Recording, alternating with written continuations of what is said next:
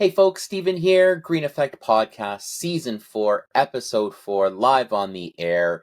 Got a lot of stuff to talk about. I'm actually recording this episode later in my week because there's just been so much meat on the bones to talk about with inflation and unemployment and really all the topics we just love to talk about around the water cooler and, on the weekend with a beer. So, with that, let's get at it. But I got to give you a quick personal update.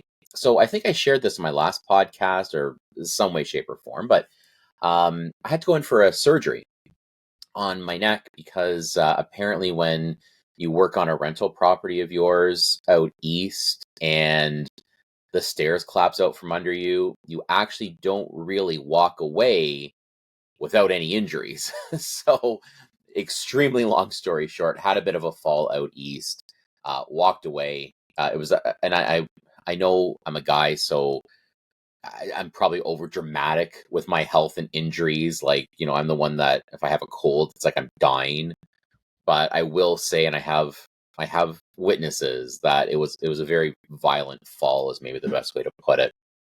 Anyway, again, long story short, it turns out I've got an issue in my neck with a bulging disc on my spinal cord, whatever.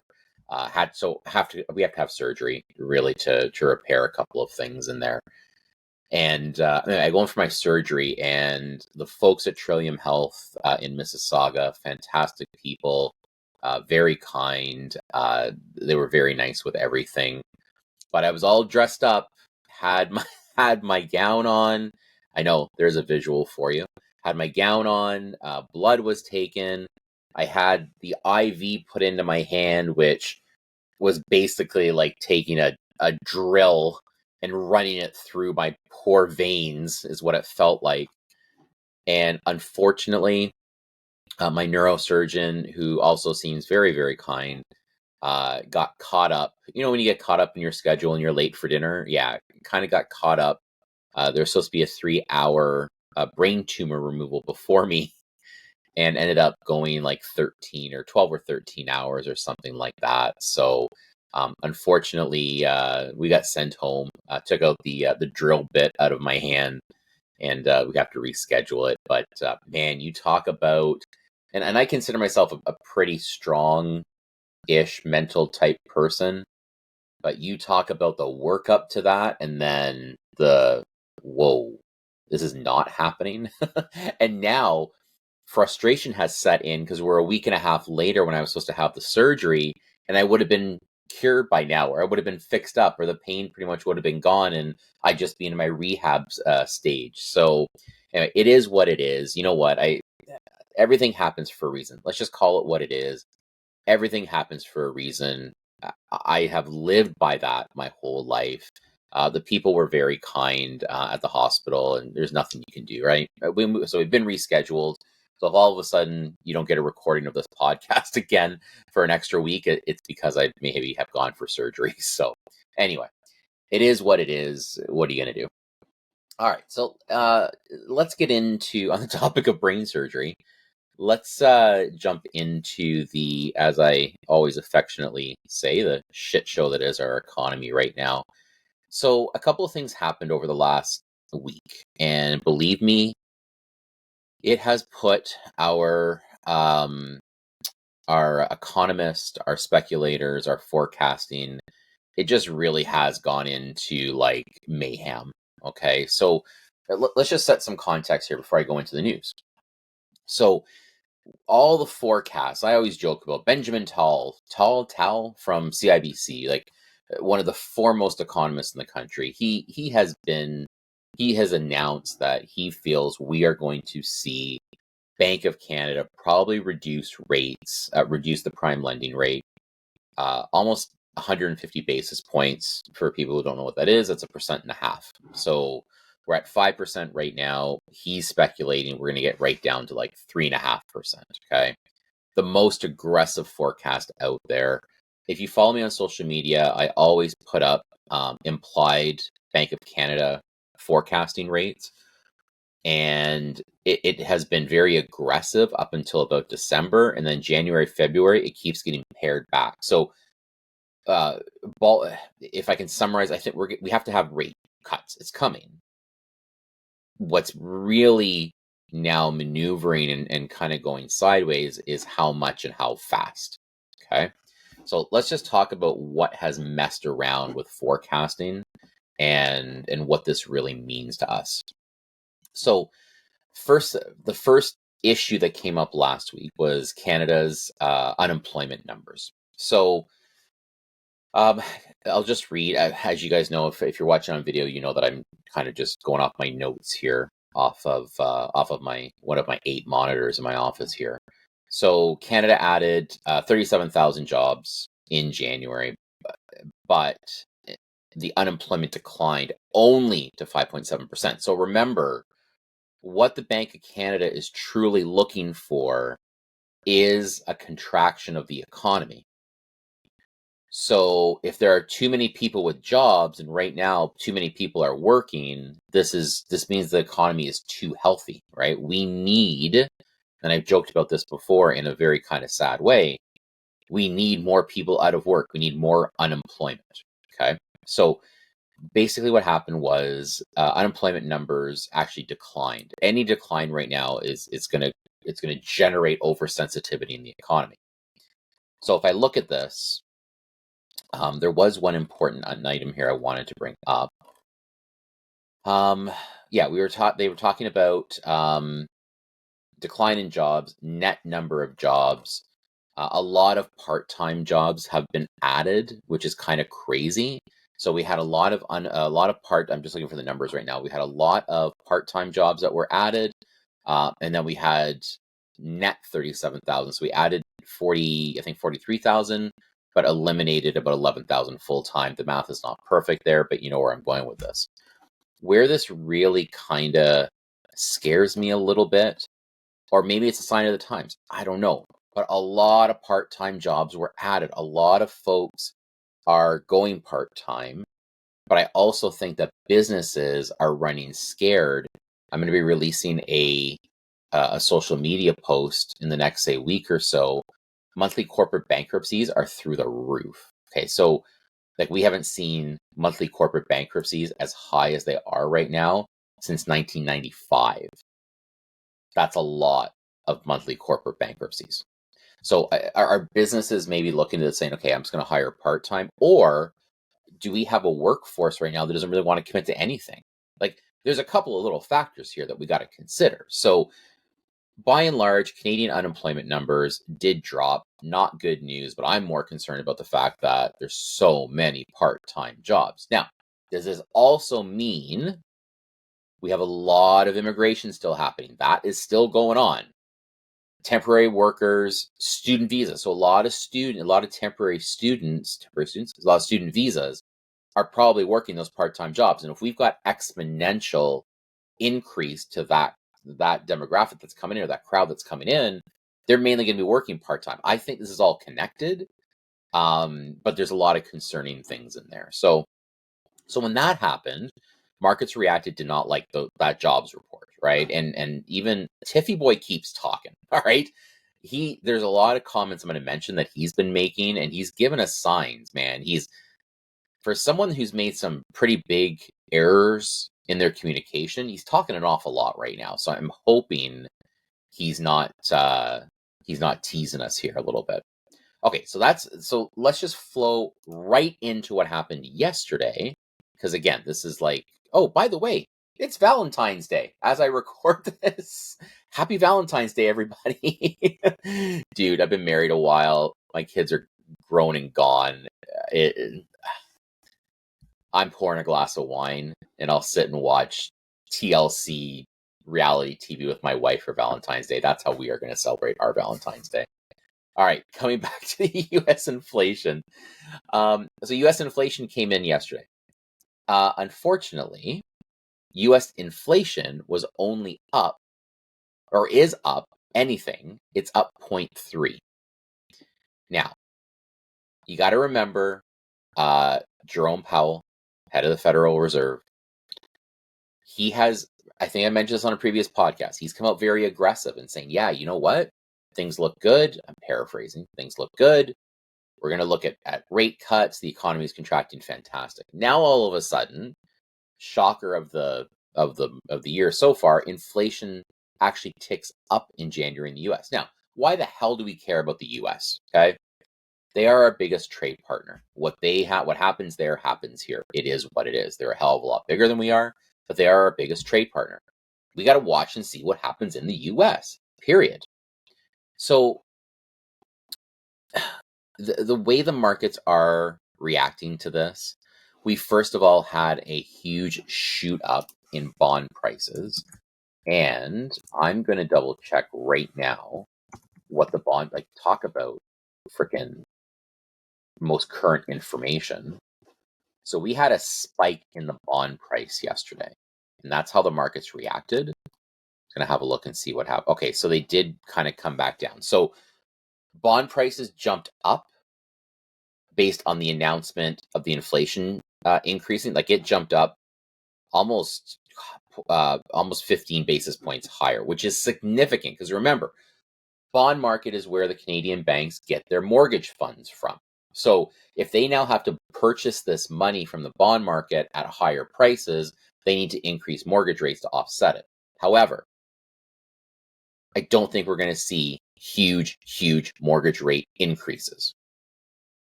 Have it on good authority that we may have banks that might drop their posted rates a little bit because penalties on mortgages are not high enough right now. I am not getting into this. I am becoming a bit of a mortgage nerd with IRDs, interest rate differentials. I'm just saying, mark my words, I bet you we have posted rate decreases coming up. I'm not going to talk too much more about that. I'm just saying. So bond prices came up. It looks like they came down a little bit, I guess, when everybody settled down and realized that we're only talking 0.3%. What we're seeing in the markets is that instead of a potential March rate cut or April, now we're saying May. So we're still on course, and that's probably where the bond price reacted a little bit to come back down yesterday, come back down to earth. Didn't come back to where it started, but it definitely came down a little bit. Okay, now I will tell you, as of last night, there was at least one lender who did increase their fixed rates as a very quick knee-jerk reaction. Okay, so keep that in mind. That is something that the U.S. Fed, again, we got to watch inflation there. I don't think it's a big deal. It's 0.3. It's probably a blip, but when you have an economy that is so sensitive, anything that happens like that is going to be taken as holy shit. What could possibly go wrong? What's the trend? I get it. I just don't think it's that big a deal right this second. And that's that on U.S. inflation. All right. Let's talk about Tiffyboy because Bucko is getting some FaceTime on camera. Okay. A couple of things he has said this past week. And it's important to note because I think he's trying to give hints and tips as to what the Bank of Canada is truly seeing from the inside out. I might not do this in date order, but I think I will. So, first thing he said, and this was back maybe about a week or so ago, the comment was interesting because you can tell he's trying to give some people hope. So, Bank of Canada has always been hardcore. 2% inflation, 2% inflation, 2% inflation. Got to get down to 2% inflation. Now, are we ever going to see 2% again? I personally don't think so. Possibly, I hope.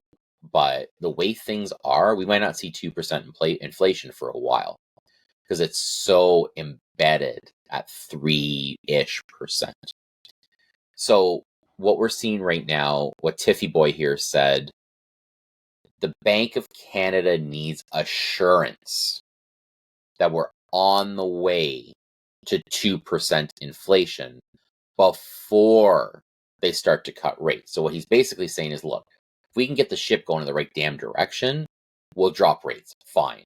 But if it changes course, right? Take backs. What do you call that when you're a kid? I can take it back, right? So I can undo it. So that's what he's trying to explain here. So there's hope, which is fantastic. I'm glad there's hope. But this is what he's trying to explain to us. So that's one thing Bucko said. The next thing that Tiffyboy came out and said, and this is pretty big. You know what? I think I give him credit. Now, not only does the general public get on JT's case about his lack of housing policy and foresight and the fact that he knew immigration was through the roof 2 years ago and did nothing, but now Tiffyboy's hopping on that plane or train, plane, whatever. He's basically said, look, Bank of Canada can't solve this country's crazy ass housing problem, specifically housing affordability.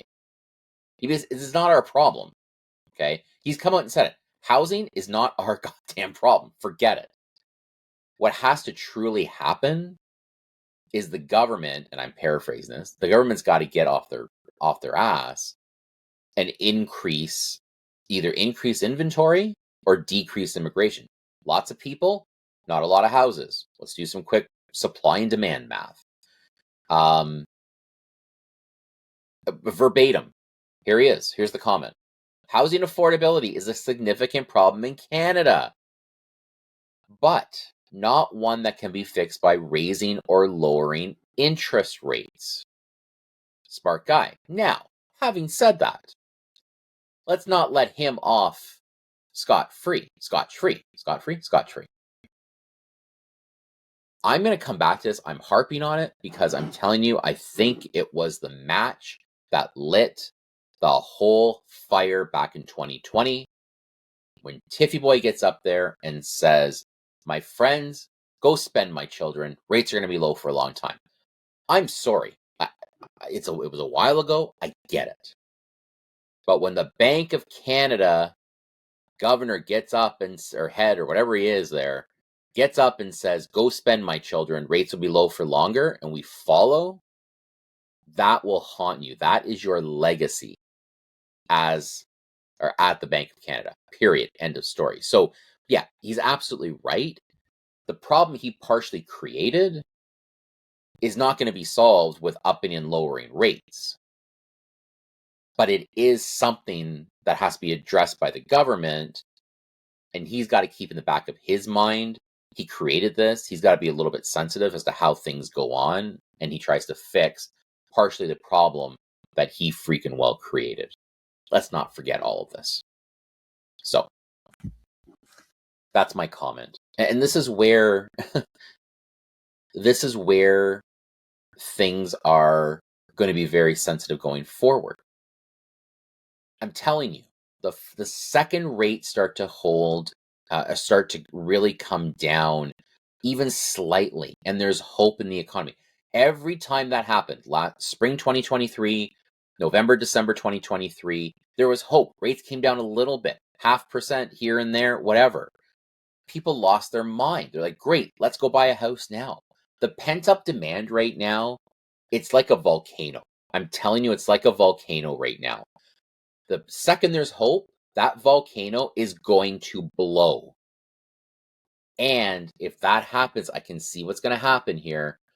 Rates are going to come down a little bit. The volcano of pent-up demand for real estate in Canada is going to blow, and he's going to have to do an about face. So I don't think his strategy to fix the problem he partially created is a wrong one, where he's doing it very slowly, very patiently, and he's just not in a rush until shit gets under control. I get it. Created it, at least he's trying to fix his problem. All right, that's enough about Tiffyboy. It's first thing in the morning. I haven't finished my coffee yet. One other little note about Broker World. So just to give you a bit of an update on this. So HSBC, which have been fantastic partners to brokers, I've mentioned this before, they're exiting the broker channel, not because they wanted to, but because they're being bought by RBC.